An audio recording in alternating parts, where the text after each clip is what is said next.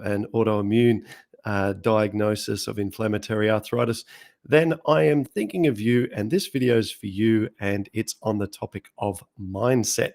So we're just going to go through some ways in which I view mindset and how we can think about this concept of pain of discipline versus pain of regret, or if you might want to call this, the choose your hard, the choose your hard approach, given that we have a challenging condition. So, how can we, with a challenging health condition, make choices for ourselves that are going to lead us to better health, even if some of those choices appear difficult and appear challenging in amongst as themselves?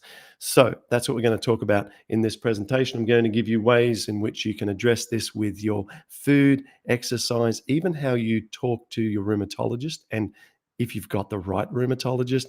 And we're going to talk about stress reduction, relationships, and so on. So we're going to do that. Before we get started, I just want to thank everyone who took part in the summit. I'm now back to these live streams. I'm back to podcasting again just today because the summit took up a ton of time and energy. So thank you so much. All the nearly 8,000 participants of the summit. We had such an incredible event.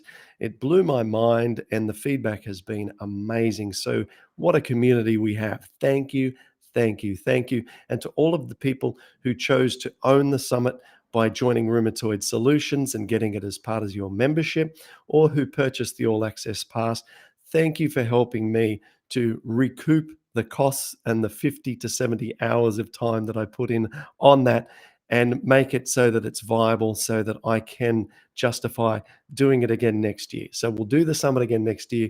And thank you, especially those people who helped to support my mission so that I can facilitate that next year. If you still want to access the information, you still can via joining Rheumatoid Solutions. Right now, you can still get all 17 incredible interviews as part of the Rheumatoid Solutions package. So take advantage of that if you want to support my mission and also to benefit your life with this life-changing information. So today, we're going to go into now talking about choosing your hard. And I see Gaurav from India has joined the live stream. G'day, Gaurav. Great to see you, my friend. So if you want to post some comments here, I hopefully we'll get to those at the end of this as well. But what we want to do is, I learned this concept of pain of discipline versus pain of regret with my left elbow. So my left elbow was one of my worst joints with inflammatory arthritis. It was absolutely awful. It was a race to the bottom between my knee and my left elbow. And when my elbow was so inflamed, my rheumatologist said if it hurts, then don't exercise it, don't move it if it hurts. Now, this was only in my first few years of inflammatory arthritis, and Laura says me too. Okay, so you get told that these joints, when they are inflamed, if it hurts, don't exercise. Well, guess how that ended up for me? That ended up in elbow synovectomy, full-on surgery where I had all of the synovial tissue surgically cut out of my elbow joint. It's a 2 to 3 year total recovery for the synovium to regrow. And that surgery cost my parents paid for that $4,500, 2 nights in hospital, and I was on a passive continuous motion machine for 10 hours a day for 6 weeks. Now, when my right elbow started to get inflammation, what do you think I did? Do you think I sat back and thought, oh, I better take the easy path and just listen to the rheumatologist and not move my elbow? No way. I did the opposite and thought, well, if not moving it ended in disaster, then I'm going to move this thing like my elbow depends upon it. And you better betcha, I spent so much of my living hours working on how to exercise my elbow so that it didn't get the same result as the left-hand side. Now, to stay on topic here today, we're talking about mindset. Well, Do you think it was enjoyable for me every day to have to do some exercise on my delicate and painful elbow? And do you think that I enjoyed trying to work out how to exercise it without irritating it? Of course not. And if, as you would have found with inflammatory arthritis, it's really challenging to find the right exercises that go with the specific joint so that you can improve it and not actually hurt it in the exercise that you're doing. And I spent so much time working this out. But the result of that was that not only will my elbow on the right never needed any surgical, it avoided developing further with inflammation altogether, and I cleared the inflammation from that elbow. Now, both elbows enable me to do pull-ups, chin-ups at outdoor pull-up sets or at the gym, and I'm able to maintain those elbows in perfectly acceptable functioning condition without having to. They don't keep me awake at night or have inflammation in those joints. So that was how I learned about the importance of choosing the right pain. Do you put up with the pain of the outcome of just doing nothing? Or do you put up with the inconvenience of the challenge so that you can then attain ultimately a much better destination for yourself? So, exercise is just one of those ways, as I just gave an example. And exercise, by the way, uh, if it's done in a way that has any degree of benefit, it's not necessarily appealing to anyone, right? It's not like people who go on 10-mile runs think, awesome, I get to go on my 10-mile run. When we have inflammation, we just think that we have a harder deal because we feel that exercise should be avoided because we hurt. But on the flip side, it's actually more important for us to exercise than people who don't have an inflammatory arthritis condition. And so we just need to be smarter and more careful about how we go about it. But the pain of the discipline of doing the exercise is always going to be a preferable approach than the pain of the subsequent joint degradation that we'll experience if we don't. That's with exercise. What about with diet? Well, with diet, the good thing about diet is once we change our diet and make decisions that are cold-blooded, just like I'm going to eat this for the next several days. The good thing is once we implement these positive dietary changes, our microbiome changes quickly too. And as our microbiome changes, the signals that we get from our gut bacteria actually then change the way that we view and literally taste the food. And so the hardest part of making the dietary changes of any kind of diet is in the first few days, and it literally gets easier every subsequent day, just like having a baby. The hardest period, every day they get older, gets a little bit easier. But I haven't reached kids with teenage years yet, so maybe I don't know what's coming. But so far, my theory holds whilst they're under the age of 10. Now, um, with the concept of also thinking about making the right choice for ourselves when it comes to who we spend time with, because sometimes it is the interpersonal stress that we have with someone that's holding back our healing. We had Elvira on our podcast about 2 months ago, and she was doing everything as part of the Patterson program and implementing all the right food. She's exercising, everything was in place. Um, but she still didn't have like this final breakthrough where she became symptom free, right? Which is what she was aiming for. And she actually moved locations from where she was living, which was a situation where she had interpersonal stress that was really, really challenging her. And when she moved, she went to a different location away from the person where it was causing this interpersonal stress. Her symptoms rapidly went down. That was the only change she made to her regime.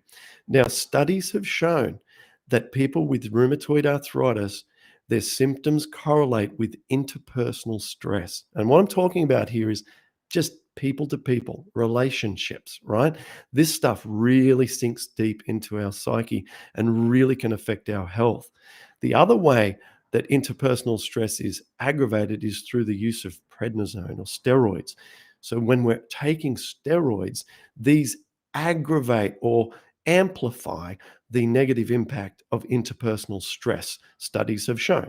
Okay, so we really need to be easy on ourselves when it comes to the way that we're interacting with others, because these evidently create a very significant depreciation in our sense of health and well-being. All right. So, what about when it comes to relationships with your rheumatologist? This is another area where there might be some pain of discipline required. If your rheumatologist is not supportive, or if your rheumatologist has a view that doesn't align with your view of your future, you might have to pull off the band-aid here and get another rheumatologist. I mean, God forbid you take control of your situation on the most important thing that you have in your life, which is your health. Okay. Literally, without our health, we're gone. Okay. Once health is gone, we will leave the planet. So we want to extend our life, extend our health as much as possible. And the vision to where we want to go needs to be shared by those people who have power around us, who have influence and proximity. They are our loved ones, our closest friends, parents, of course, if hopefully they're still around, and also the people who provide us with our professional care. So, does your rheumatologist provide the expectation that you want to that you want as well? Are you in alignment? Are you heading in parallel direction? Because if not, look at getting another one, or even consult with some of the professionals that we have on our podcast and our live monthly support calls. And that's a way of reaching out, getting a second opinion, and just having someone with a medical authority to buy in on your dream and basically to validate that for you. So these are some great ways um, to basically, apply this discipline in your life to get this stuff done, make it happen. And if you're in a really bad way and you think, but I live with other people who eat poorly. My rheumatologist says just take the meds, diet doesn't help. I'm too painful to exercise, nothing. If you're really in that low state, I have been there.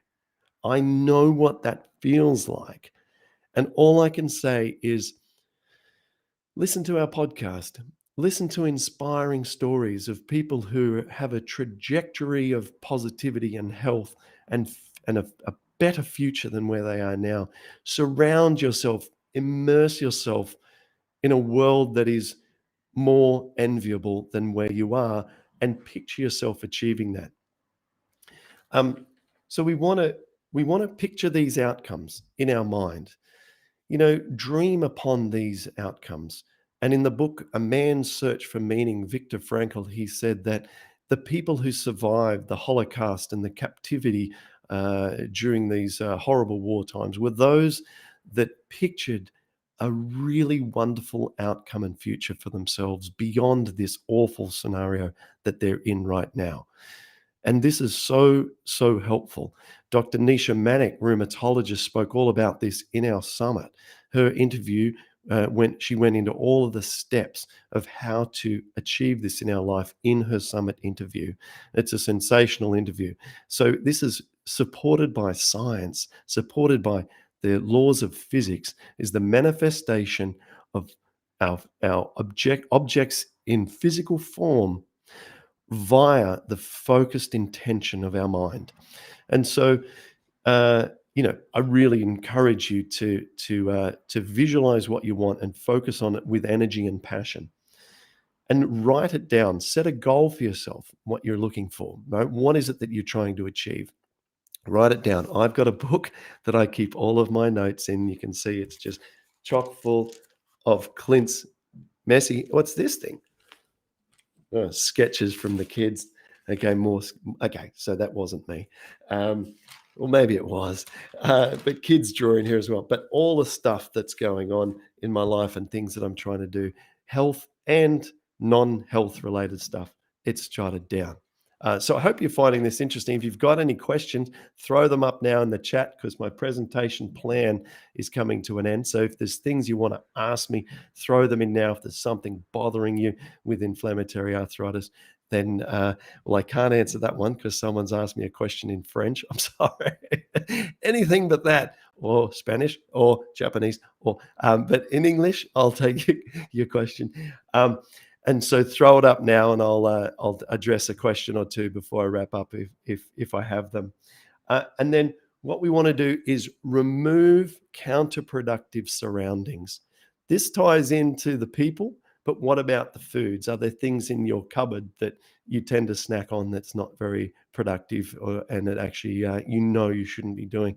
Or are there oils that everyone else in the family pour all over the fry pan when they cook, and you can just say to them, "Hey, can we just cut out the oils when we're cooking here?"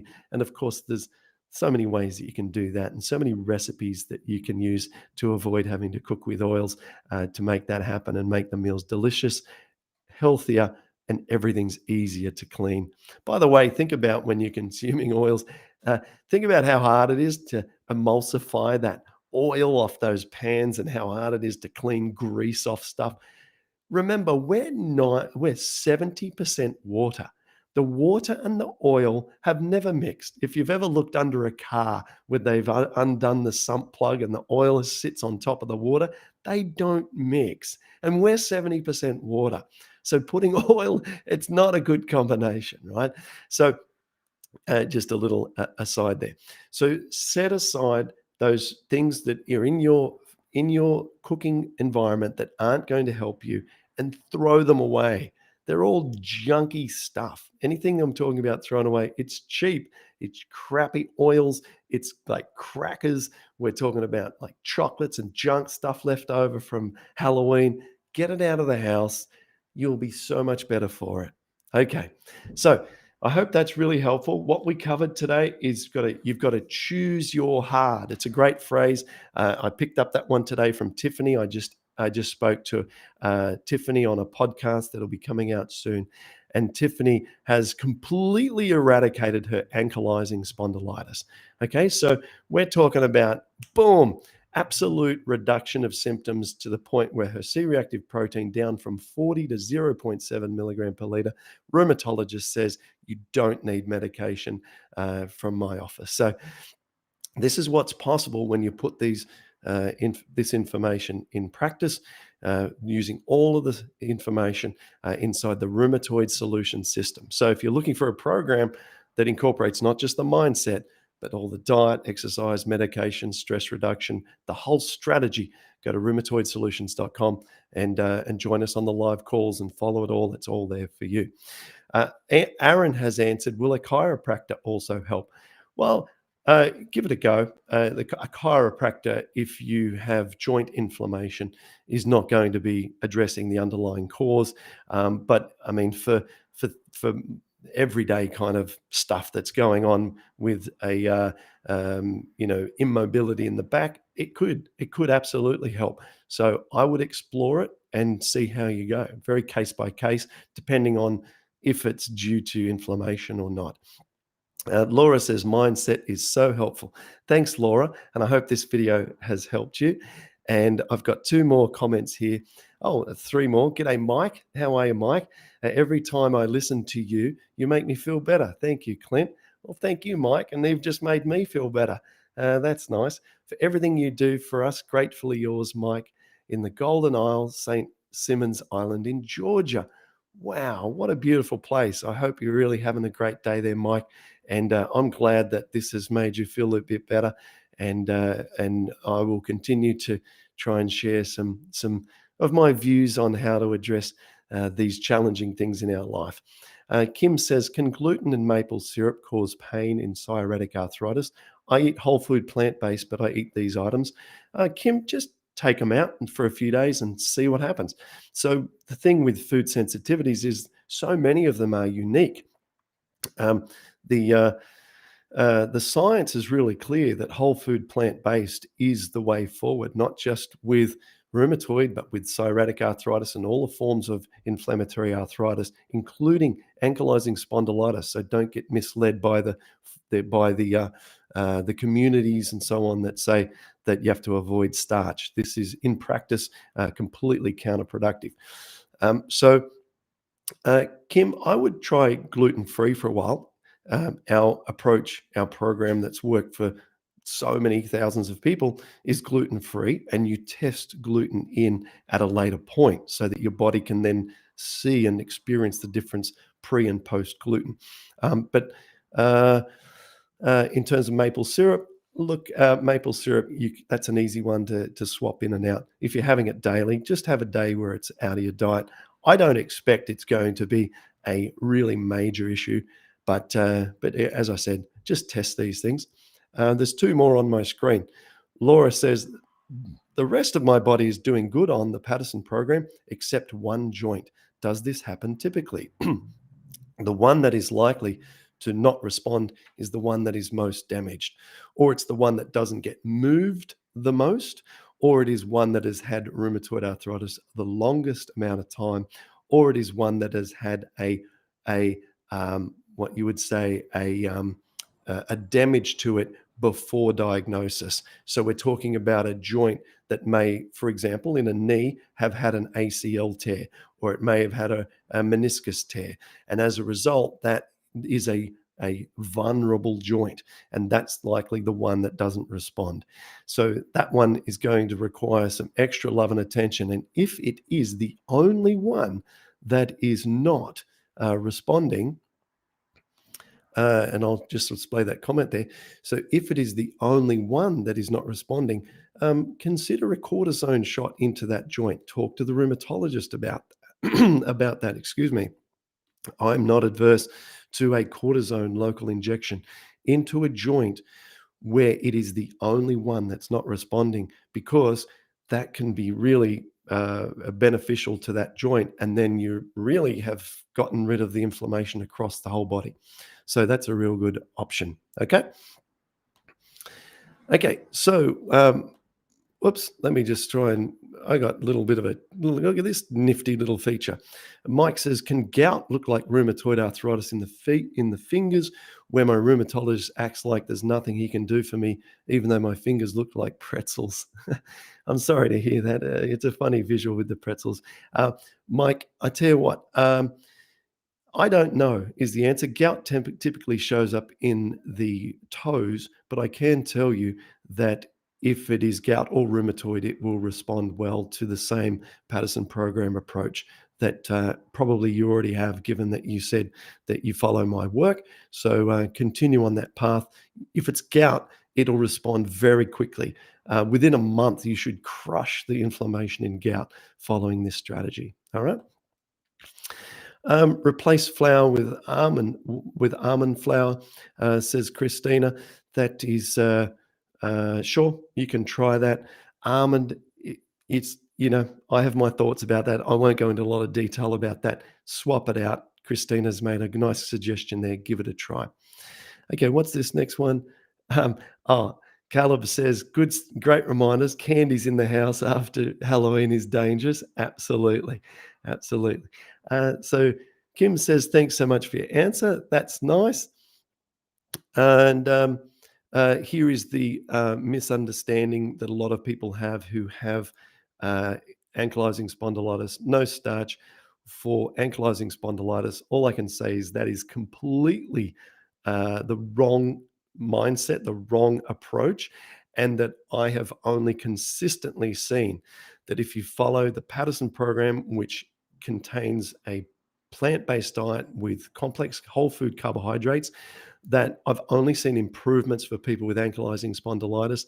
Not only that, I interviewed someone this morning, and I will share her podcast on these channels over the coming week. Her name is Tiffany. Keep an eye out for it. And she has reversed her ankylosing spondylitis symptoms following this approach. So We discussed this in more detail on that episode because she has ankylosing spondylitis. Okay, and what's this one? Been on prednisone for many months from Caleb. Yet my immune system is low and feeling more inflammation.